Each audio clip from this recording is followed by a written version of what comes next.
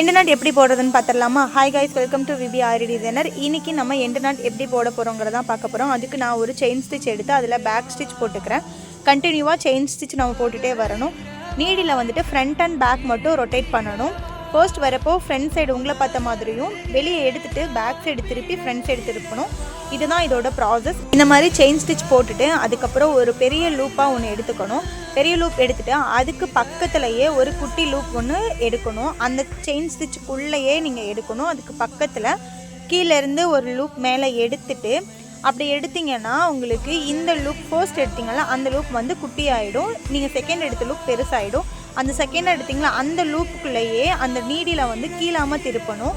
துளிப் உங்களை பத்தமாக இருக்கும். அதை கீழாமல் திருப்பிட்டு ஃபர்ஸ்ட் எடுத்தோம்ல அந்த லூப்பை வந்து நீங்கள் பிடிச்சிட்டு கீழே த்ரெட்டை இழுத்திங்கன்னா உங்களுக்கு நாட் விழுந்துடும். நீங்களும் ஆரி ஒர்க் பழகணுன்னா நம்ம கிளாஸில் ஜாயின் பண்ணுறதுக்கு ஸ்க்ரீனில் தெரியிற வாட்ஸ்அப் நம்பருக்கு வாட்ஸ்அப் பண்ணுங்கள். நாங்களே உங்களுக்கு எல்லா டீட்டெயிலும் சென்ட் பண்ணுறோம். தேங்க்யூ.